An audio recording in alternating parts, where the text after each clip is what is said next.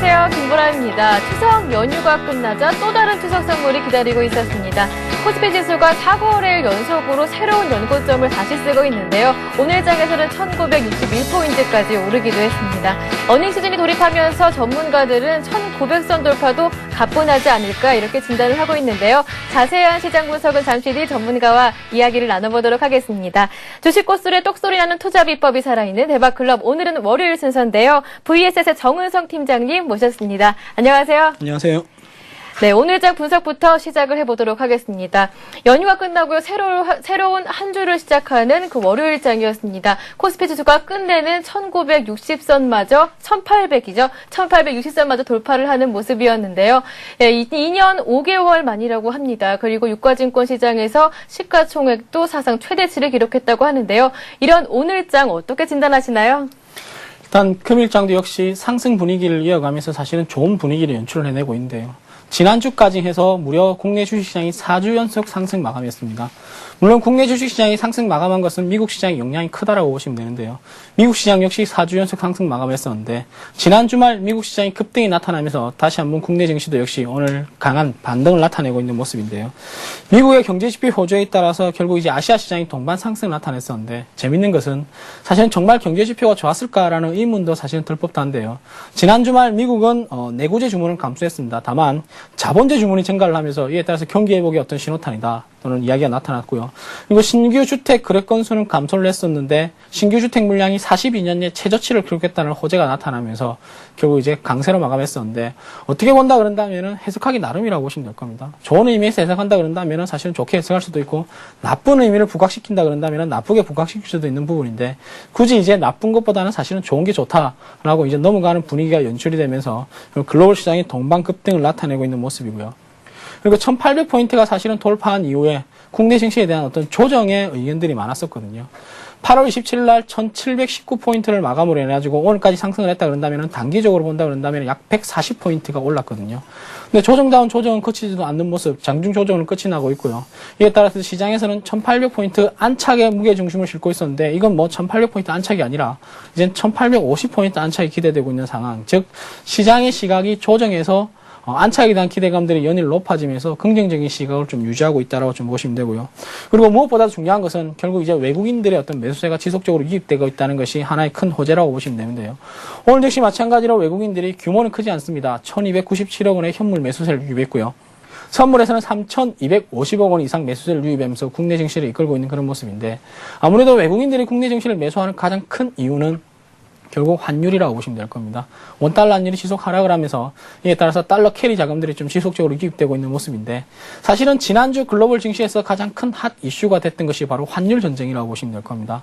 FOMC 회의가 마치면서 여전히 저금리 기조를 유지하고 있고 여기에 따라서 경기가 둔화된다 그런다면 여전히 경기 부양 정책을 추가적으로 할 수 있다는 시사점을 낸 이후에 달러가 가파르게 약세로 전환되면서 이 달러 자금이 투자처를 찾아가고 있는 모습인데 사실은 달러가 약세로가 된다 그러면서 이제 반기는 것도 있고 반기지 않는 것도 있는데 가장 큰 문제점을 나타내는 것이 바로 일본 증시거든요.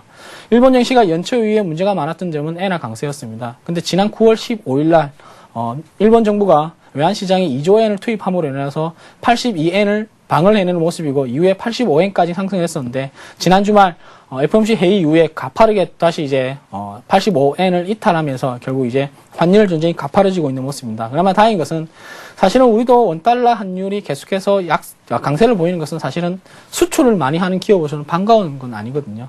근데 지금 중요한 것은 글로벌 증시를 이끌고 있는 것은 달러의 엄청난 유동성이 이끌고 있기 때문에 결국 달러 하락이 계속해서 나타난다 그런다면은 외국인들의 매수세는 지속적으로 이어질 가능성이 크고요.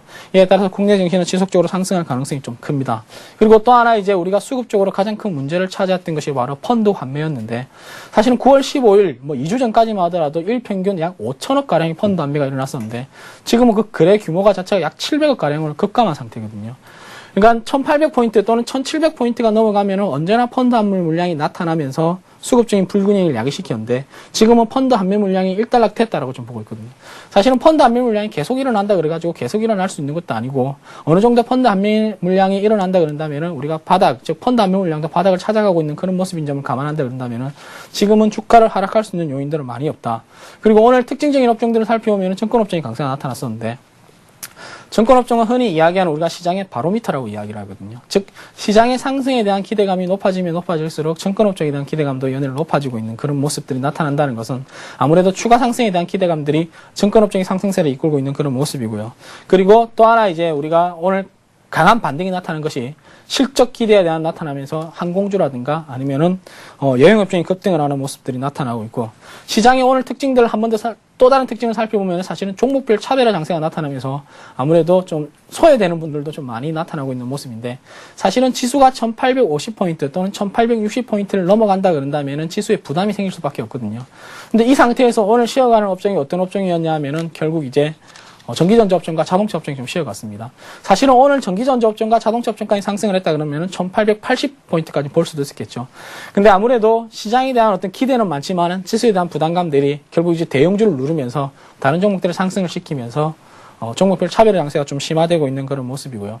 그리고 특징적인 종목을 살펴보면 오늘은 현대차가 가장 특징적인 종목이었는데, 지난 주말 YF 소나타가 미국 시장에서 14만 대가 리콜이 결정됨으로 인해서 오늘 약세를 나타냈었는데, 장 후반 이후에 구조적인 결함이 아니라 부품 그러니까 부품 조립의 단순한 문제로서 판매가 남으로 인해서 다시 한번 전일 가격을 회복하는 모습, 기아차 같은 경우는 플러스로 반전되는 모습이 나타났다라고 보시면 될 겁니다. 그래서 시장은 일단 긍정적인 분위기와 부정적인 분위기가 좀 연일 좀 이어지고 있는 그런 모습인데, 아무래도 시장에서는 그냥 좋은 게 좋다라는 의식들이 좀 강하게 나타나면서 긍정적인 면을 많이 부각을 시키고 있는 모습인 것 같습니다. 네, 그렇다면 이런 상승세가 내일까지 이번 한 주 동안 꾸준하게 이어질 수 있을 것인지 한번 전망도 부탁드립니다.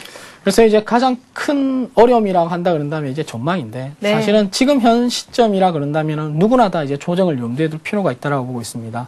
4주 연속 상승을 했고, 그리고 한 달 동안 약 140포인트가 상승한 것에 비한 상승을 했다 그런다면은 일단은 여전히 이제 지금 현 상황에서는 조정 쪽에 무게 중심을 좀 나타내고 있는 모습인데, 일단은 좀 호재들이 속속 나타내고 있는 모습이죠.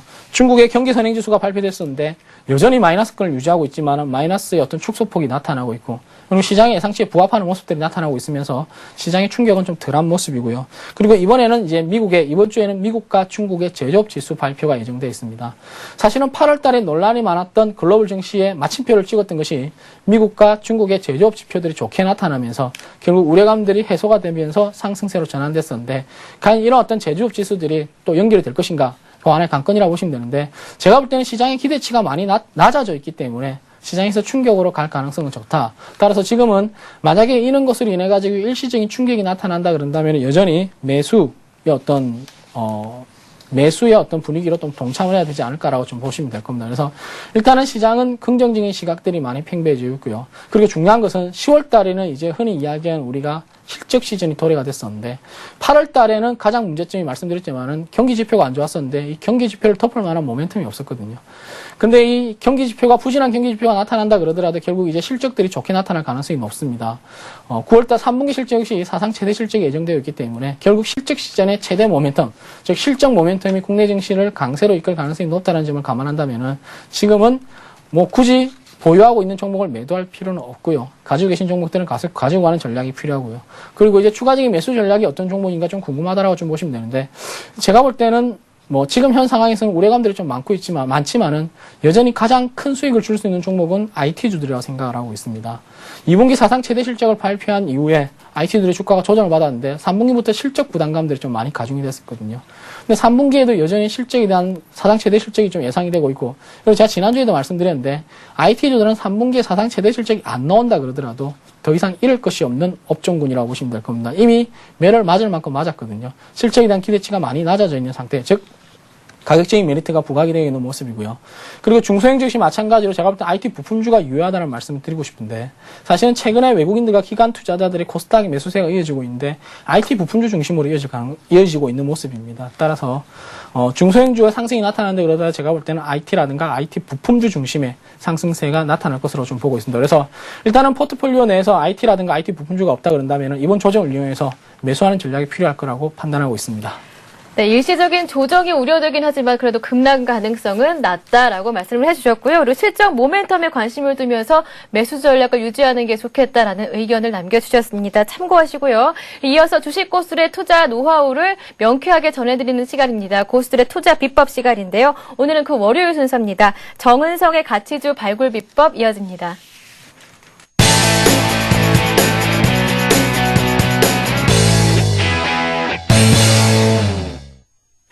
네, 정은성의 가치주 발굴 비법 강의에 앞서서요. 여러분들의 질문을 먼저 해결해드리는 시간을 갖고 있습니다. 강의에 관련해 궁금하신 점이나 그리고 상담을 원하시는 종목이 있으면요. 언제든지 문자 메시지로 보내주실 수가 있는데요. 013-3366-0110번 무료 문자 번호고요. 그리고 여기뿐만 아니라요. 서울경제TV 홈페이지에서 대박클럽 게시판을 통해서도 남겨주실 수가 있으니까요. 언제든지 많은 활용을 기다리고 있겠습니다. 네, 그럼 지난주 월요일에 남겨주신 질문부터 한번 살펴보도록 하겠습니다. 휴대전화 번호 끝자리 3683님께서 남겨주셨는데요. 부채 비율은 낮을수록 좋겠지만 부채라고 해서 다 부정적으로 볼 순 없지 않나요? 라고 남겨주셨습니다. 네, 맞아요. 부채의 종류도 다양하지 않습니까? 그렇다면 긍정적인 부채, 부정적인 부채 어떻게 구분을 하면 되나요? 글쎄요, 부채가 사실은 종류별로 나눠진다 그래가지고, 긍정적인 부채, 좀 부정적인 부채로 네. 나눈다는 것도 사실은 조금 우스운 이야기라고 말씀드리고 싶은데, 네. 일단은 냉정하게 본다 그런다면은 부채는 타인으로부터 갚아야 될 어떤 채무를 부채라고 좀 보시면 될 겁니다. 근데 이 부채가 제가, 첫째 시간에도 말씀드렸고, 지난 시간에도 잠시 말씀드렸는데, 부채는 종류별로 크게 두 가지로 나눠진다고 말씀드렸거든요. 그게 뭐냐 하면은, 유동부채와 고정부채라고 말씀드렸습니다.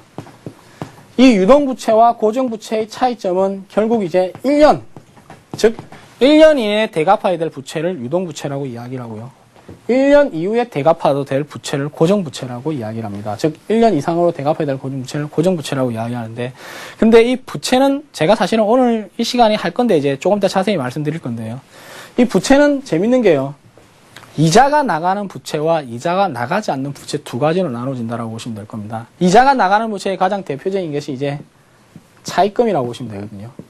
이 차입금 같은 경우는 말 그대로 돈을 빌린 거거든요. 은행에다 돈을 빌렸든지 또는 개인적으로 돈을 빌렸든지. 근데 돈을 빌려면 필수적으로 뭐가 나가냐면은 이자라는 것이 나가게 되어 있습니다. 그래서 부채의 비율 중에서도 결국 이제 차입금이 많다 그런다면은 이게 부담이 될 수밖에 없고요.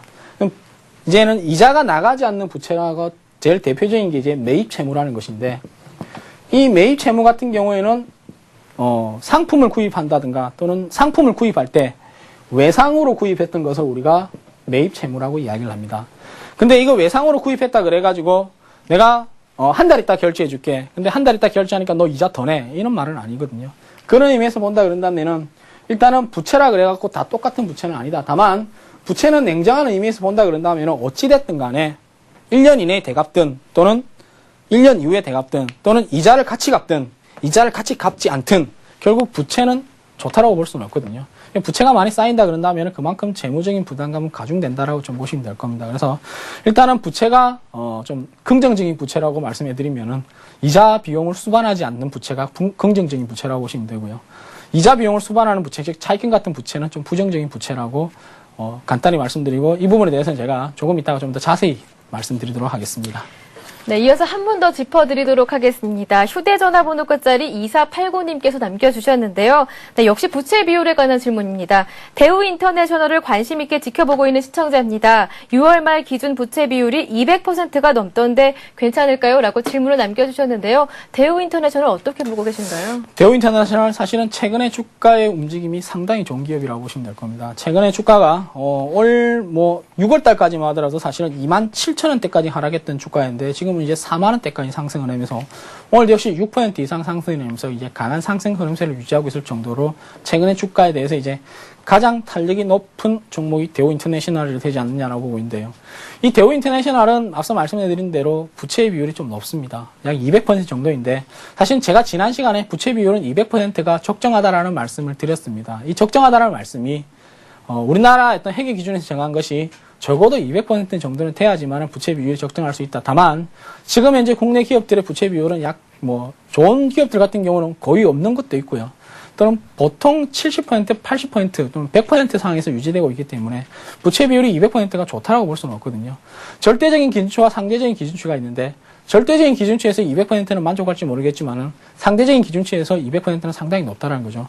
그런 의미를 감안한다 그런다면은 재무구조, 즉, 재무적인 어떤 건전성은 좀 취약하다라는 말씀을 드리고 싶은데, 근데 대우 인터내셔널에 대해서 우리가 한번 생각을 해봐야 되는 게, 대우 인터내셔널은 자원사업을 영위하고 있고, 그리고 백화점 사업을 영위하고 있는 것이 대우 인터내셔널입니다. 1997년도 외환위기 이후에, 대우 그룹이 산산조각이 나면서 결국 이 역시, 결국 이제 매물로 나오면서 지금은 주인을 찾아갔죠. 이 주인이 찾아갔던 것이 누구냐면은 이제 포스코가 새로운 주인으로 등극이 되면서 대우 인터내셔널에 날개를 달고 있는 그런 모습입니다. 일단은 냉정하게 봤을 때 만약에 새로운 주인이 나타나지 않는 상태에서 부채 비율이 200%면 과도하다라는 말씀을 드릴지 모르겠지만은 포스코라는 새로운 주인을 만났을 때 부채 비율이 200%라는 것은 제가 볼 때는 크게 부담이 되는 부분이 아니라고 보시면 되고요. 앞으로 포스코와 손잡으면서 상생의 역할을 해가면서 얼마나 큰 성장성을 만들어내냐가 대우 인터내셔널의 가장 큰 주가의 상승 요인이라고 보시면 될 겁니다. 그래서 일단은 현재 상태, 재무 상태도 사실은 뭐 중요한 기준의 잣대가 될 수 있지만은 주인이 누구가 됐고 이 주인이 가지고 있는 자금 능력이 얼마나 되냐에 따라서 장밋빛 전망이 될 수도 있고 또는 뭐 안 좋은 전망이 될 수도 있는데 제가 볼 때는 대우 인터내셔널은 지금 당장의 어떤 뭐 재무 비율은 부담스러운 수준인지는 모르겠지만은 포스코라는 새 주인을 만났기 때문에 지금의 부채 비율 200%는 과도한 수준이 아니고 오히려 장밋빛 전망을 나타낼 수 있는 가장 유망한 기업 중에 하나가 포스코가 되지 않을까라고 좀 보고 있는데요. 일단은 대우 인터내셔널이 되지 않을까라고 보고 있는데 일단은 뭐 대우 인터내셔널 봤으니까 잠시 차트를 보도록 하겠습니다. 차트를 보면요. 대우 인터내셔널 주가가 37,500원에서 언제나 좀 부담스러운 부분으로 움직였었거든요. 계속해서 37,500원을 넘어서지 못하고 1년 동안 질질 끌었었는데 최근에 대우 인터내셔널이 37,500원을 강하게 뛰어넘은 이후에 4만원까지 도달을 했습니다. 이 4만원까지 도달하는 가장 큰 이유가 뭐겠습니까? 바로 포스코가 대우 인터내셔널의 새로운 주인이 되면서 한 가지의 성장 동력을 확보했다는 거거든요. 그림에서 본다 그런다면은 대우 인터내셔널에 관심을 많이 가졌었고 만약에 보유하고 계신다 그런다면은 최근의 주가의 상승률 충분히 이제 박수를 받으실 만도 하고요. 축하드린다는 말씀을 드리고 있고요. 그리고 지금 현재 과도한 부채 비율, 즉 부채 비율 200%는 부담스러운 부분이 아니라는 말씀을 드리겠습니다. 자, 이렇게 대우 인터내셔널에 관한 질문까지 한번 살펴봤고요. 대박클럽 시즌2는요, 이렇게 요일마다 출연하시는 전문가들이 다르십니다. 매주 월요일에 이렇게 정은성 팀장과 함께 하니까요, 참고하시고요. 오늘 함께 하시다가 궁금하신 질문이 있거나 아니면 상담받고 싶은 종목 있으시면요, 언제든지 참여해 주실 수가 있습니다. 무료 문자 번호죠. 013-3366-0110번 언제든지 열려있다는 점 참고하시기 바랍니다. 그럼 정은성의 가치주 발굴 비법 본격적으로 시작합니다. 실전에서 이기는 투자, 위기에 강한 그러나 찬스에 더 강한 실전 투자의 진정한 승부사 정은성 팀장의 가치주 발굴 비법 지금부터 함께 하시죠. 네, 지난 시간에 이어서 오늘도 역시 재무제표를 보면서 여러분들에게 투자에 유용한 정보를 제공해 드리도록 하겠습니다. 제가 지난 시간에 여러분들에게 간단히 말씀드렸던 것이 바로 유동비율과 당좌비율, 부채비율 이것이 이제 흔히 대차대조표에서 가장 크게 볼 수 있고 가장 유용하게 볼 수 있는 그런 어떤 뭐 재무 비율이라고 말씀해 드렸는데 일단 유동 비율은 150%가 적정하다는 말씀을 드렸고요. 당좌 비율은 100%, 부채 비율은 200%라는 말씀을 드렸습니다. 그래서 일단은 절대적인 기준치가 200%라는 것이지 물론 뭐 유동 비율도 마찬가지고 당좌 비율도 마찬가지고 부채 비율도 마찬가지로 적정적인 비율이 150, 100 또는 200이라고 말씀드렸지 이것이 하나의 어떤 뭐 절대적인 기준치가 될 수 없고요. 각 업종별로 보면은 부채 비율이 좀 과도한 업종이 있는 반면에 부채 비율이 좀 낮은 업종들이 있다는 것을 감안하고 각 업종별로 또는 경쟁사 대비 이것을 이제 서로 상대적인 평가를 하라는 말씀을 드리고 싶은데요. 앞서 3684님께서 이제 질문하신 것 중에서 이제 뭐 긍정적인 부채, 부정적인 부채에 대해서 한번 말씀해 드렸는데 오늘은 이제 이 부분에 대해서 이제 좀 연장을 해나가면서 차입금 의존도에 대해서 한번 말씀해 드리겠습니다. 그래서 3684님 아무래도 질문에 이 부분이 좀 포함되어 있는 부분이고 자세히 말씀해 드리는데요. 일단 차입금 의존도를 잘 살펴보면은 차입금 같은 경우에는 차입금에서 총 자본을 나누면 되는데요. 이것이 차입금이 총 자본에서 차지하는 비율을 나타내는 것이 바로 차입금 의존도라고 보시면 될 겁니다. 그래서 앞서 제가 이제 간단히 말씀드렸던 부분 중에 하나가 이 차입금은 필연적으로 무엇을 수반하냐라고 말씀드렸습니다. 이자를 수반한다고 말씀드렸습니다. 이 차입금도 크게 두 가지로 나눠주시면 되는데 하나는 단기 차입금 또 하나는 장기 차입금이라고 보시면 될 겁니다. 단기 차입금과 장기 차입금으로 나눠지는데 단기와 장기 제가 말씀드렸죠. 기업회의 기준에서 단기와 장기의 차이는 딱 하나다. 1년, 즉 1년 이에 대갚아야 될 부채면은 단기 차입금이고 1년 이후에 대갚아도 될 부채면은 차입금이면은 장기 차입금이라고 말씀드렸는데 이 차입금이 중요한 것은 이자를 수반한다라고 말씀드렸죠. 그래서 앞서 이자를 수반하지 않는 부채가 매입 채무 가장 대표적인 겁니다. 매입 채무 외상 매입금과 외상 매입금과 직업보험을 우리가 매입 채무라고 보시면 되는데요. 이 같은 경우에는 결국 이자가 나가지 않는 거라는 거죠. 그래서 이것이 중요한 이유가 뭐냐 하면은 경기가 침체기냐 경기가 하락기냐에 따라서 달라지거든요. 경기가 침체기였을 때 회사가 제대로 된 영업활동을 하지 못하고 물건을 팔면 계속해서 손실을 만들어내는데 이 손실에서 이자도 같이 나간다는 거죠. 이게 문제가 되는 거거든요. 그러면은 안 그래도 가중된 재무 상태에서 계속해서 빚이 늘어날 수, 즉 이자가 계속해서 나가면서 빚은 계속해서 늘어날 수밖에 없다는 것이죠.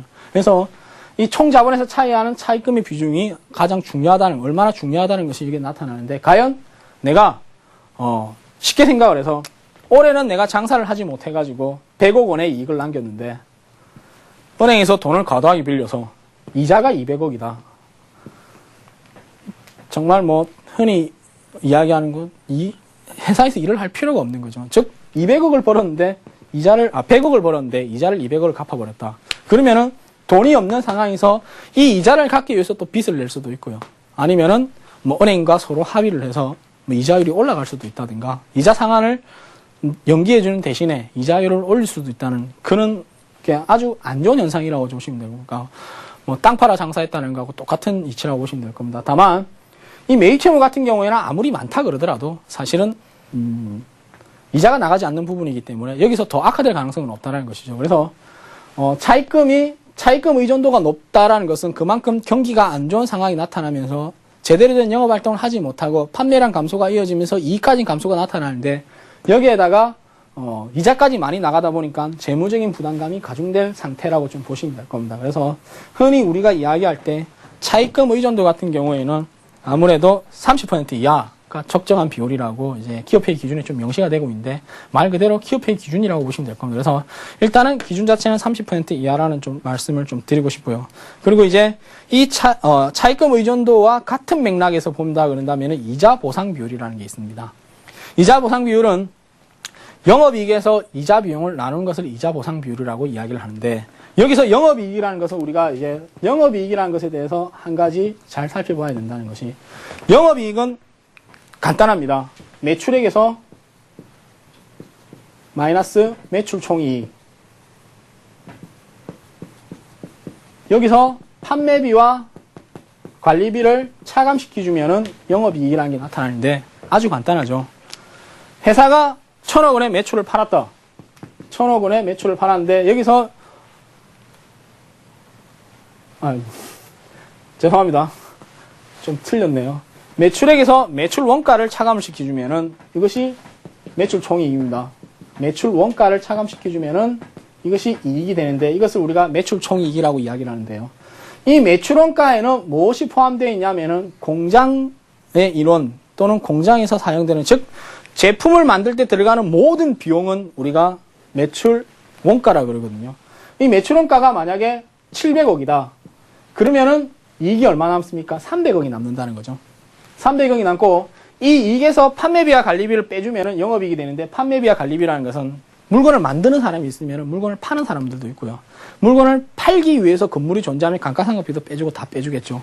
그렇게 만약에 해서 100억이 남았다. 그러면은 이 100억의 의미는 무엇이냐면은 기업이 제대로 된 영업활동, 즉 주력 제품을 팔고 제대로 된 영업활동을 하면서 남긴 것을 영업이익이라고 이야기를 하거든요.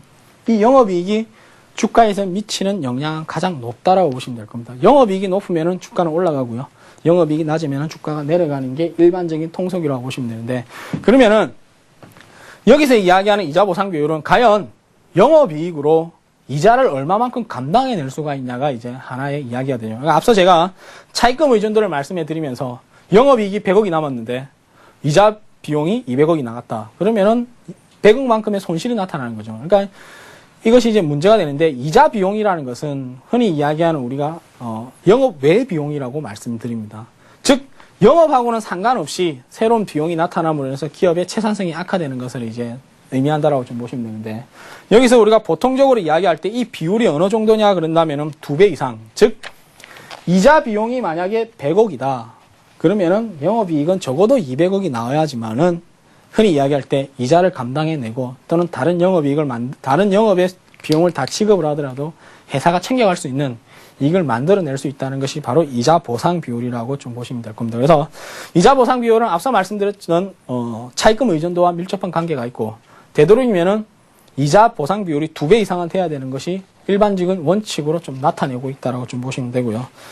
그리고 이제 조금 좀 생소한 용어들이 나타나는데, 이제 고정장기 적합률이라는 것이 있는데, 금융비용 부담률이라는 게 있습니다. 죄송합니다. 금융비용 부담률이라는 것이 있는데, 금융비용 같은 경우에는 이 금융비용 안에는 뭐 이자 비용도 있을 수 있고, 다른 어떤 뭐 금융비용도 나갈 수가 있겠죠. 여기서 이제 매출액, 즉, 매출액 중 금융비용이 차지하는 비율이 어느 정도인가를 나타내는 것이 바로 이제 금융비용 부담률이라고 보시면 되는데, 크게 차이 없습니다. 이자 보상 비율하고 크게 차이가 없던 것이, 결국 이제 이자 보상 비율은 영업이익이 기준이고요.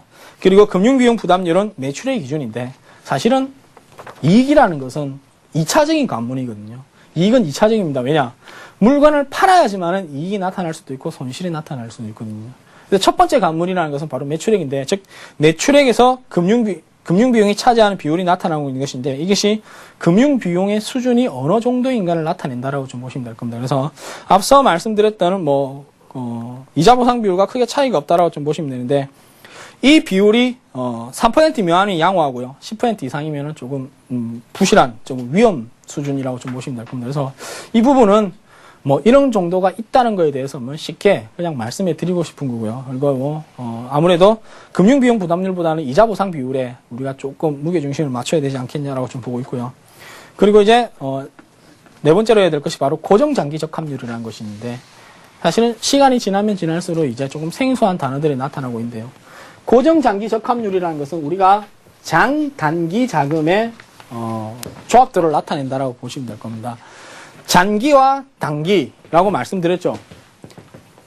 장기와 단기, 이 1년이라고 말씀드렸습니다. 그러면 이 고정장기 적합률이라는 것은 쉽게 어떻게 이야기하면요, 결국 단기 부채가 있다. 즉 1년 이내에 대갚아야 될 부채가 있는데 장기 자산이 있다. 즉 1년 이내에 현금화될 수 없는 자산이라는 것이거든요. 예를 들어서 급하게 돈을 빌리다 보니까 흔히 이야기하는, 우리가 은행 가서 제대로 된 대출을 받으면 은행 직원들과 상의를 해서 시간을 받으면서 언제까지 상환해 주겠다, 이율은 얼마고 좋게 하면서 이제 너 3년 이후에 갚아라, 또는 뭐 2년 이후에 갚아라고 서로 항의를 할 수 있는데, 돈이 너무 급하다 보면요, 대출이 아닌 서비스를 받을 수도 있거든요. 근데 서비스를 받다 보면은 이거 당장 다음 달에 갚아줘야 되거든요.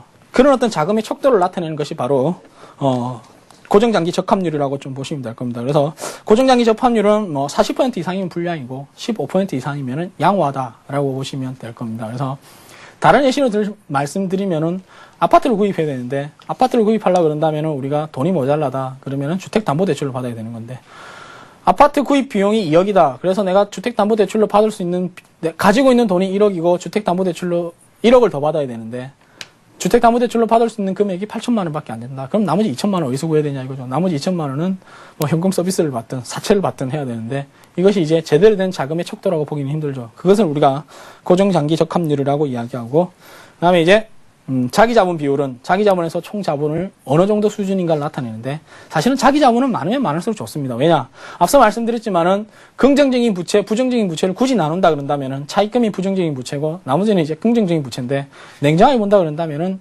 부채는 긍정적일 수는 없거든요. 자기 자본 비율이 그만큼 높다는 것은 일단은 탄탄한 상태에서 사업을 시작을 했고요.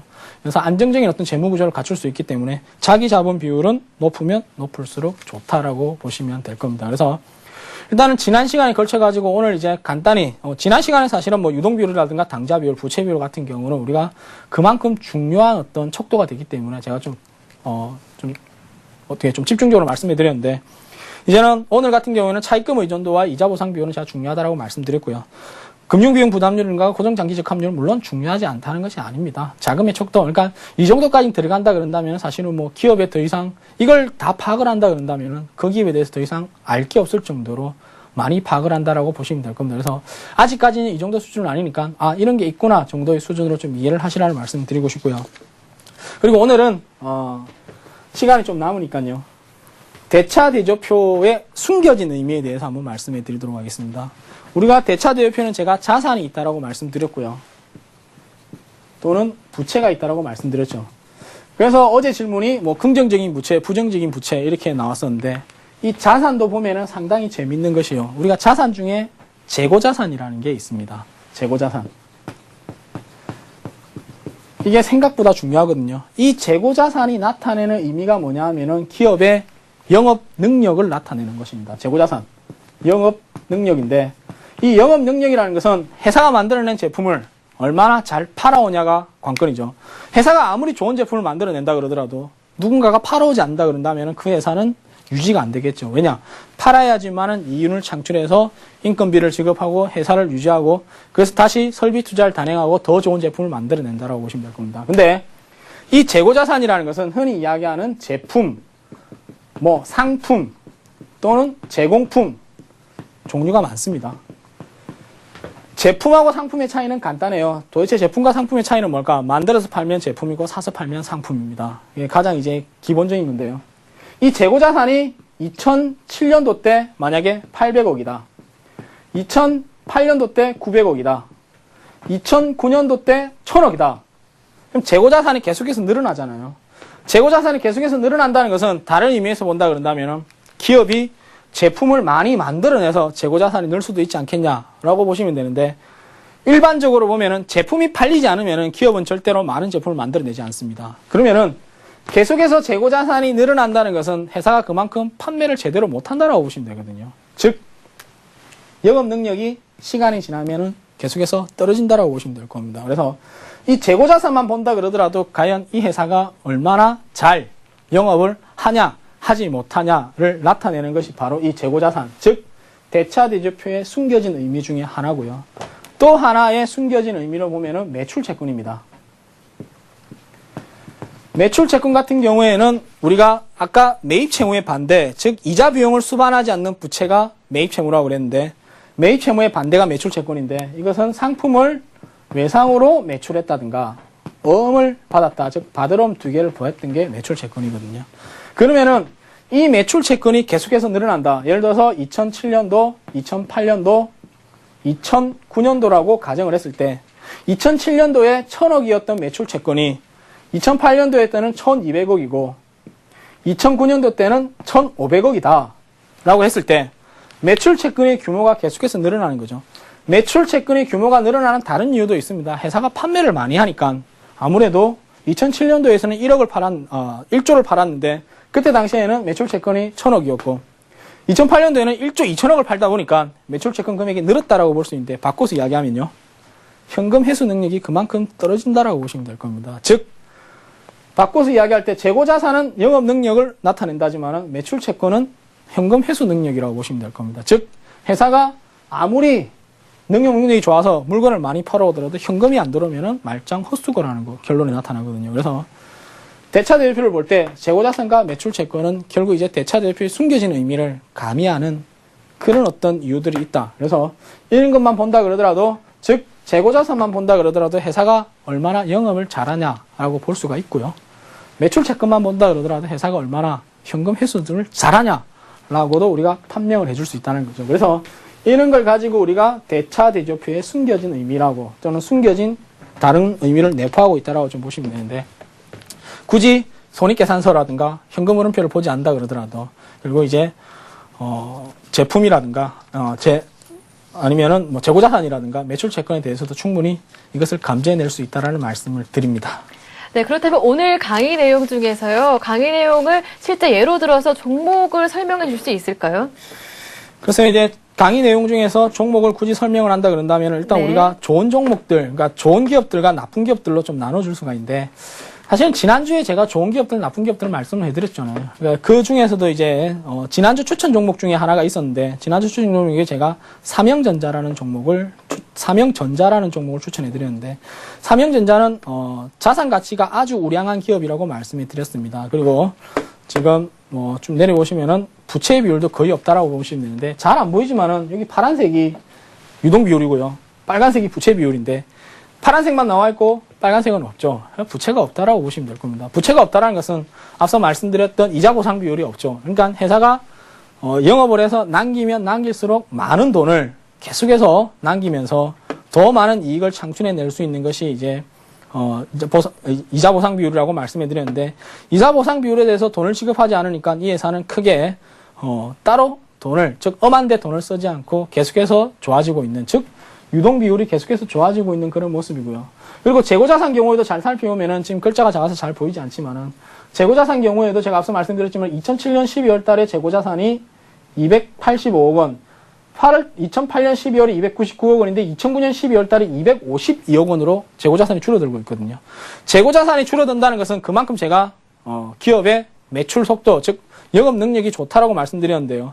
이거하고 맞물리는 게 뭐냐 하면은 매출입니다. 매출도 급격하게 늘어나고 있는 모습이거든요.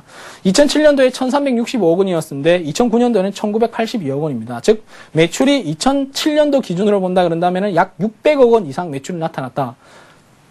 퍼센테이지로 따지면은 매출 속도가 150% 이상 나타났다는 겁니다. 그래서 재고자산이 줄어드는 것만큼 매출은 그만큼 많이 올라온다라고 좀 보시면 되고요. 그리고 또 앞서 제가 말씀드렸던 매출 채권에 대해서도 한번 살펴보면은 매출 채권 같은 경우에는 계속해서 좀 늘어나고 있는 모습입니다. 왜냐? 2007년도에 384억 원이었는데 2009년도에는 461억 원입니다. 그러니까 매출 채권은 늘어나고 있는데 당연히 매출이 50% 이상 급증을 했는데 매출 채권이 안 늘어난다는 것도 이상하거든요. 그래서 일단은 절대적인 기준치로 본다 그런다면은 아무래도 이 종목 같은 경우에는 좋은 종목이라고 말씀드리고 싶고요. 그리고 이제 좋은 종목이 있으니까 당연히 안 좋은 종목도 있는데 안 좋은 종목들에 대해서 이제 두산인프라코어에 대해서 살펴보도록 하겠습니다. 사실은 두산인프라코어 최근에 시장에서 가장 뜨거운 종목으로 각광받는 것이 두산인프라코어라고 좀 보시면 되는데요. 일단 차트부터 보면은 두산인프라코어가 최근에 전고점이라고 할 수 있는 23,000원을 강하게 뚫어버렸거든요. 이 23,000원을 강하게 뚫어버렸던 그런 요인들이 뭐냐 하면은 결국 실적에 대한 어떤 기대감들이 연일 반영이 되고 있는데 두산인프라코어가 가장 많은 실적을 나타내는 것이 중국 시장입니다. 중국 굴삭기 시장이 20% 이상 점유를 하면서 독보적인 1위를 나타내고 있는데 최근에 중국에 대해서 말이 많습니다. 비가 많이 와서 홍수가 일어나서 어쩔 수 없이 수해복구 작업을 진행할 수밖에 없는데 수해복구 작업에서 굴삭기는 빠져서는 안 될 중요한 수해복구 장비이기 때문에 계속해서 굴삭기의 수요가 늘어날 수밖에 없고 이에 따라서 이제 주가의 상승 탄력이 강해지고 있는 모습인데 이것을 이제 재무제표를 보면서 잠시 설명해 드린다 그런다면은 이 앞서 말씀드렸던 삼성전자 같은 경우에는 파란색이 많았고 빨간색은 거의 없었거든요. 근데 두산인프라코어 같은 경우에는 빨간색이 계속 많아집니다. 부채 비율이 계속해서 높아지는 기업인데 안 좋은 기업이죠. 부채 비율이 높았던 이유는 결국 이제 바켓을 인수하면서 부채 비율이 계속해서 높아지고 있는 그런 모습인데 근데 지금 현 상태에서는 사실은 어느 정도 재무적인 부담감이 가중될지는 모르겠지만은 이 기업은 향후 좀 좋아질 것이라는 기대감들이 좀 많이 반영이 되고 있는데요. 일단은 부채 비율은 계속해서 높아지고 있는 그런 모습. 그리고 앞서 말씀드렸지만은 흔히 이야기하는 단기 차입금이 2007년도 12월 달에는 591억 원이었었는데요. 단기 차입금이 2007년 12월 달에는 591억 원이었었는데 2009년 12월 달에는 5천억 가량 늘어나게 됩니다. 아무래도 바켓을 인수하면서 두산인프라코어가 돈이 없다 보니까 돈을 계속해서 조금 빌려가지고 말씀해 드리는데 이 돈을 빌리다 보면은 어디로 넘어가야 되냐면은 손익계산서로 딱 넘어가다 보면요. 돈을 빌리다 보면은 이제 확인이 차이가 납니다. 어디서 차이 나냐면은 순이익을 잘 보면요. 단기 순이익이 2007년 12월 달에는 1,800원이었는데 지금 현 상황에서는 2008년도와 2009년도는 마이너스로 전환됐거든요. 그만큼 수익이 좀 안 좋아지고 있는 그런 모습입니다. 그래서 이 종목 같은 경우에는 재무적으로 좋지 않다. 다만 이런 종목들도 이제 매출이 활성화가 되고 난다 그런다면은 올해 같은 경우에는 지금 이제 단기 순이익으로 전환이 됐다라고 보시면 됩니다. 매출이 많이 일어나니까 단기 순이익으로 전환이 된다. 즉 주가의 발목을 잡았던 부분들이 해소가 된다라고 좀 보시면 될 겁니다. 그래서 일단은 두산인프라코어가 단기 추천주로 나간다면은 단기적인 목표 주가는 25,000원, 손절가는 23,000원, 매수 주가는 23,500원 정도로 설정하겠습니다. 네, 정 팀장님 강의 들으면서 이것저것 찾아봤거든요. 근데 이런 기사가 있더라고요. 기업들이 이렇게 장비 같은 대여비용, 운용 리스라고 하죠. 지금까지는 장부상 부채로 포함되지가 않았었는데 2012년부터는 부채로 계상하는 방안이 추진 중이라는 말을 들었었거든요. 그렇다면 투자자들이 좀 더 유용한 정보를 받아볼 수 있는 건가요? 글쎄요, 이제 기준이라는 것은 많이 바뀌게 돼 있거든요. 네. 흔히 이야기하는 법도 계속해서 수정이 되는데 기준이라는 것이 바뀌지 않는다는 보장이 없거든요. 그래서 과거에는 이것을 이제 부채로 인식하지 않지만은 2012년도 즉 국제 회계 기준이 도입되면서부터 부채로 인상되는 것이 운용 리스도 있고요. 그리고 항공사는 계속해서 이게 국제 회계 기준이 도입되면 좀 많이 바뀌는 게 마일리지도 사실은 과거에는 부채로 인식을 안 했거든요. 근데 2012년부터는 이제 또다시 부채로 인식이 되면서 항공사에게는 과중이 되고 있는 그런 모습인데, 운용 리스라는 것은 간단합니다. 항공사 역시 마찬가지로 항공사가 돈이 없다 보니까 비행기를 자기가 돈 주고 살 수가 없다는 거죠. 근데 다른 곳에서 이제 비행기를 빌려서 사용하다 보면은 이것이 계약기간이라는 것이 있거든요.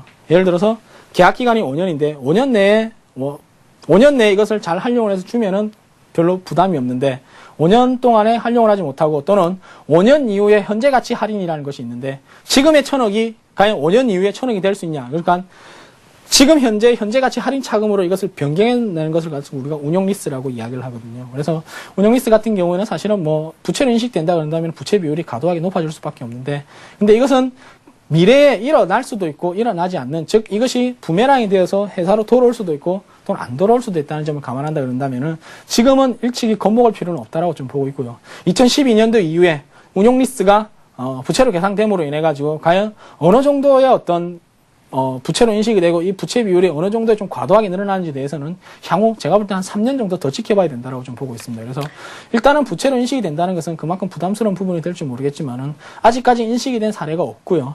이것이 이제 활성화되기 전까지는 아직까지 많은 시간이 남아있다는 점을 감안한다 그런다면은 지금 섣부르게 단정하기엔 좀 힘든 그런 모습. 다만 한 가지 좋은 것은 있습니다. 이렇게 이제 항공사들 같은 경우에는 대부분 부채 비율이 좀 많이 높습니다. 대한항공이라든가 아시아나항공 같은 경우에는 부채 비율이 좀 과도하게 많은 높은 기업들인데, 이렇게 된다 그런다면은 이 운용 리스가 부채로 계산이 되고 부채 비율이 더 늘어난다 그런다면은 정부에서 제재를 가한다든가 아니면은 뭐 일정 부분 제재가 가한다 그런다면은 일단 재무 상태를 좀 어느 정도 좀 많이 맞출 수 있는, 즉 재무 상태를 효율적으로 만들 수 있는 그런 어떤 건수가 주어진다는 것이거든요. 그래서 이것이 항공사 입장에서 본다 그런다면은 안 좋을지는 모르겠지만 투자자 입장에서 본다 그런다면 어쩌면은 재무 건전성을 빠르게 회복할 수 있는 계기가 될 수도 있지 않을까라고 좀 보고 있습니다. 네, 그런데 어쨌든 아직까지는 시행이 안 된 그런 상태인데요. 일부 레버리지가 과도한 어떤 기업들은요, 기꺼이 프리미엄을 지급해서라도 장비를 리스해서 부채 비율이나 이자 보상 비율을 좀 낮추려고 한다고 하더라고요. 네. 그렇다면 이러한 비율이 투자자 입장에서는 신뢰성이 과연 있는 것인가 그런 생각이 들더라고요. 글쎄요, 뭐 신뢰성이 있다 없다를 판단하는 기준은 시행이 돼봐야 하는데, 제가 볼 때는 기업이 어떤 판단을 하든 간에 그것은 결국 리스크가 없을 수는 없습니다.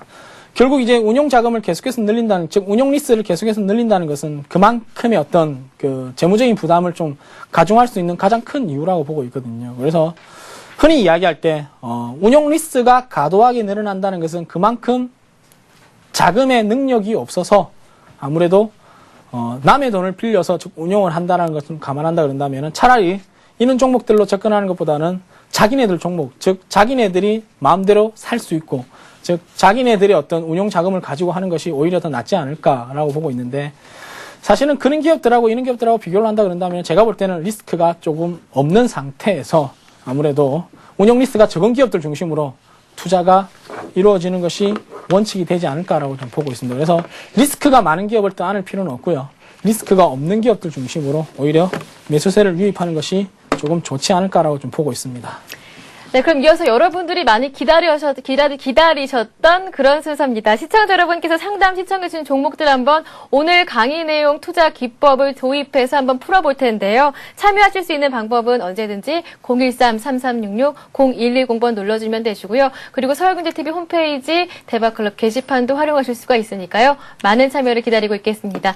방금 들어온 따끈따끈한 종목 한번 살펴보도록 하겠습니다. 많은 분들이 많이 신청을 해주셨는데요. 그 가운데 휴대전화번호 끝자리 4082님께서 남겨주셨습니다. 4개월 전에 나노엔텍을 7,340원에 매수를 하셨다고 하시는데요. 주가가 자꾸 내려서 걱정이라고 하십니다. 한번 정은성 팀장님과 함께 어떠한 대응 전략을 짜보면 좋을지 한번 이야기를 나눠보도록 하겠습니다. 7,340원에 주식을 매수했다 그런다면 지금은 하락폭이 상당히 크다라고 좀 보시면 될 겁니다. 아무래도 30% 이상은 좀 하락을 했다라고 좀 볼 수 있는데요. 이 하락을 했던 가장 큰 이유는 우리가 재무제표에서 찾을 수가 있습니다. 재무제표를 잘 살펴보면요. 일단은 기업에서 가장 중요한 것이 제가 매출이라고 말씀해 드렸는데, 매출 같은 경우에는 제가 볼 때는 뭐 크게 문제가 없다라고 좀 보시면 될 겁니다. 오히려 2009년 6월달과 2010년 6월달에 서로 비교를 하면 매출액의 증가는 좀 일어난 그런 모습인데, 이것이 이제 흔히 이야기하는 즉 영업이익이 좀 급감을 하는 모습들이 나타나고 있습니다. 즉 매출은 잘했을지 모르겠지만은 이 매출원가가 좀 높아지면서 이익은 계속해서 내려나고 있는 모습이거든요. 그렇게 또 밑으로 잘 살펴보면은 당기순이익은 오히려 적자로 전환됐습니다. 작년 한 해 동안에 당기순이익이 143억 원이었는데요. 올해 6월달까지 영업을 하다 보니까 당기순 손실이 지금 5억 원이 나타났다라고 보시면 될 겁니다. 그래서 흔히 이야기하는 적자 전환, 즉 흑자로 전환되면은 주가가 많이 오를 줄 모르겠지만은 적자로 전환되면서 주가가 좀 큰 폭으로 하락을 하고 있는 그런 모습인데요. 지금 현재 주가는 제가 볼 때는 5,000원대에서 바닥을 찾을 가능성이 높다라는 점을 말씀해 드리고요. 그래서 지금 현재 굳이 매도할 필요는 없습니다. 다만 이 주가가 과연 상승할 것인가 상승하지 못할 것인가가 이게 가장 중요한 사업이라고 보시면 되는데, 의료기기 사업이라는 게 단기간에 효과가 나타나는 사업도 아니고요. 그리고 어느 정도 시간이 좀 필요하다는 말씀드리고, 작년에 140억 원 이상의 대규모 흑자가 나타났었는데 올해 같은 경우에 대규모 적자를 감안한다, 대규모 적자라기보다는 적자로 전환됨을 감안한다 그런다면은 주가의 회복 시간에는 시간이 좀 필요하지 않을까라고 좀 판단하고 있습니다. 그래서 일단은 지금 현재 앞서 말씀드렸지만은 우리가 흔히 이야기하는 즉 그 재무제표로만 본다 그런다면은 안정성 지표 먼저 살펴보면요. 파란색이 좋다라고 말씀드렸죠. 파란색은 유동비율이라서 그만큼 풍부한 유동비율을 보유하고 있고요. 빨간색은 부채 비율인데 부채 비율이 없죠. 그러니까 부채 비율이 없는 기업들 같은 경우에는 사실은 망할 염려는 없는 기업들이라고 보시면 될 겁니다. 다만 이 망하지는 않는다 그러더라도 주가에 획기적인 반등이 나타나는다면은 매출액의 획기적인 증가가 좀 필요하다라고 보시면 되는데, 매출액을 잘 살펴보면은 회사의 매출액도 그다지 높지 않은 기업이죠. 그러니까 2007년도 매출액이 44억이었고요. 2008년도 매출액이 64억이었는데 2009년도에 획기적인 매출액 반등이 일어납니다. 133억은 즉 전년 동기 대비 약 100% 이상의 매출액을 나타내면서 이 100% 이상의 매출액이 결국 주가를 끌어올리게 된다라고 보시면 될 겁니다. 즉 2008년도부터 2009년도의 주가 상승률을 잘 살펴보면 엄청나게 상승을 했거든요. 2008년도 연말 주가가 지금 현 상황으로 본다 그런다면은 약 3,000원대, 3,500원대의 주가가 2009년도 때는 어디까지 올랐냐 그러냐면은 결국 이제 획기적인 반등이 나타나면서 7,000원, 즉 매출액이 2배 이상 늘어남으로 인해 가지고 주가도 2배 이상 상승을 했거든요. 근데 매출액이 줄어들고 영업이익은 적자로 전환되고 당기순이익이 적자로 전환돼서 주가의 하락 속도가 좀 가파르게 나타난다라고 보시면 될 겁니다. 그래서 우리가 만약에 대차대표라든가 손익계산서를 처음부터 봤다 그런다면 어쩌면 손실이 나지 않았던 종목이 될 수도 있지 않았냐라고 조금 아쉬운 종목은 드는데요. 일단은 재무제표가 안전하기, 재무 건전성이 좀 안전하기 때문에 지금 현 상태에서 주가가 추가 하락을 할 경우에는 좀 희박하다는 말씀을 드리고 싶고요. 현 시점에서는 바닥을 다지고 반등을 할 수 있지 않냐라고 기대되는데, 반등이 기대되는 것은 하반기 실적이 얼마나 좋게 나오냐가 관건이라고 보시면 될 것 같습니다. 네, 이렇게 해서 나노한택에 대한 상담까지 한번 받아봤습니다. 많은 분들이 신청을 해주셨는데요. 오늘은 시간 관계상 여기에서 종목 상담을 마쳐야 할 것 같습니다. 네, 정은성의 가치주 발굴 비법, 오늘 강의에 대해서 궁금하신 점이나 종목 상담 신청하시는 분들은요, 언제든지 013-3366-0110번 꾹꾹 눌러주시면 됩니다.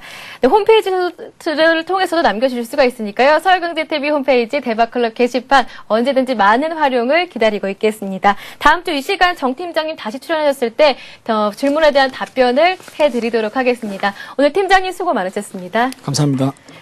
네, 대박클럽 시즌2 오늘 순서는 여기까지입니다. 내일 이 시간에는요, 제5대 총통의 필살기 꺾을선 매매 기법 기다리고 있으니까요. 언제든지 채널 고정하시고요. 오늘 시청해주신 여러분 고맙습니다.